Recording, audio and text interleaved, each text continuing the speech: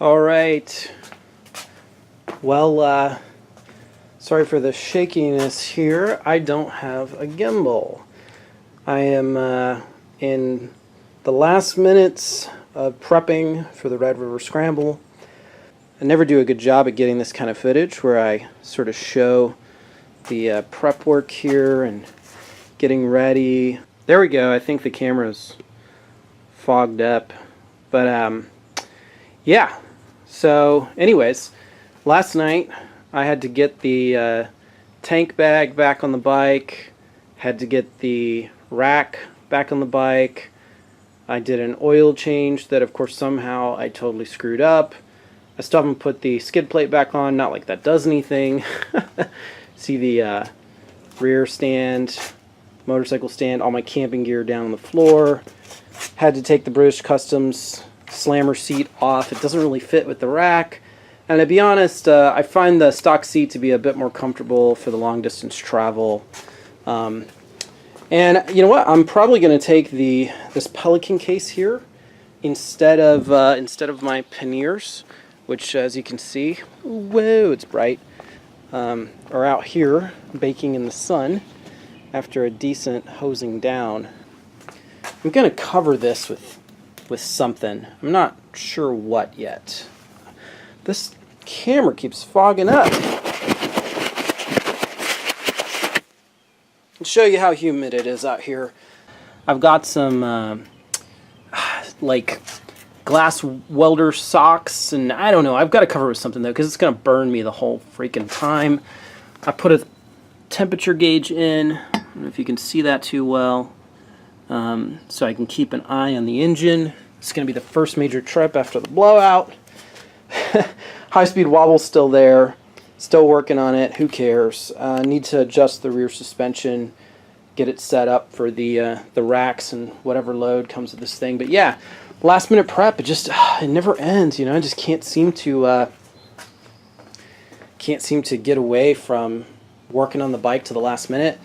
I got a text from Chris last night at 10:30, and he said I snapped the bolt on my rear brake mount, and so I'm out. And brake fluid was going everywhere. I guess, you know, you got the rear swung brake caliper here, and a lot of guys will buy this mount to replace this one that actually goes up on the top of the brake, because when you're riding off-road, this thing is super vulnerable. The real question is, what are we going to do? Are we going to off-road? Are we going to stay on the road? River has an awesome scavenger hunt, and I was thinking we may participate in the scavenger hunt. Sounds like a lot of fun. Very soon I'm going to have a review coming of these awesome pack animal saddlebags that I put on the wife's V7. That's on its way. I'm nervous about the high-speed wobble, and I'm really nervous about the stupid headlamp.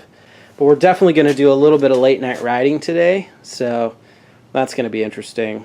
I have a ton of prep work to do, and so, yeah, got to get to it. Got to get on it, or I'm not going to be ready.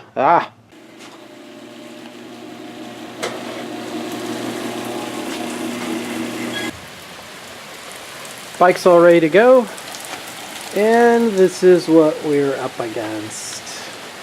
Holy shit.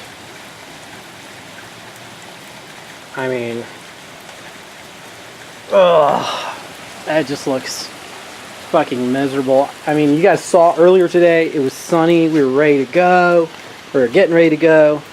Now we really are ready to go, so this is interesting. Put this on here. You'll see how that holds up, keeping my leg from burning. Decided to go with the panniers. They are not filled up. There's plenty of room in there. Nothing wrong with having some extra space. Got the Air Hawk to, oh yeah, got to keep it cush. Keep cush for the ass. I knew we were going to get rained on, but I thought I'd get to leave in some sunshine and then the rain would start later. I wasn't ready. Eric is supposed to be on his way right now. I really hope he had the foresight to put his rain gear on as he was leaving the house. Because if he didn't, man, it's going to be a miserable ride for him too.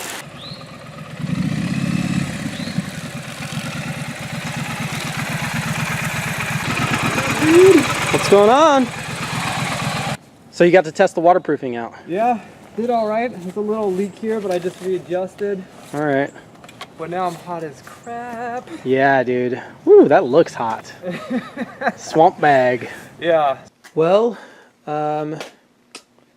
yeah, supposed to be at the Red River Scramble, and that didn't work out. We got about 3 hours into the ride and high-speed wobble.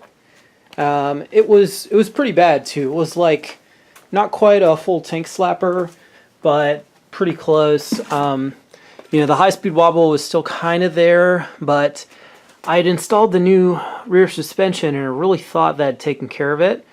So I was pretty confident that whatever was left over was just, you know, because of these knobbly TKC 80s are just, you know, not the best 80-mile-an-hour highway tires, and I thought maybe that was the problem.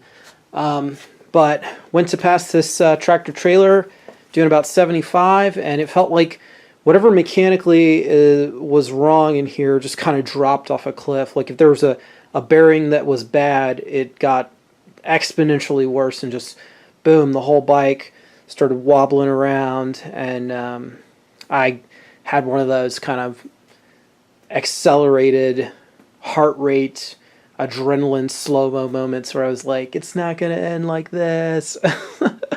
But we were able to get it home, you know, doing 55, 60 the whole way on the interstate, which was in and of itself terrifying.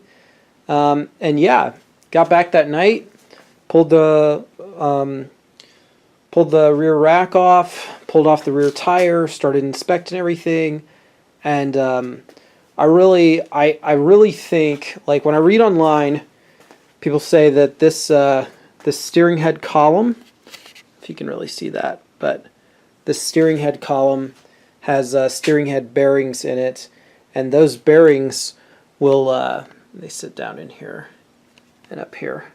Those bearings will go bad, and they'll start leading to this this wobble in the front end of the bike.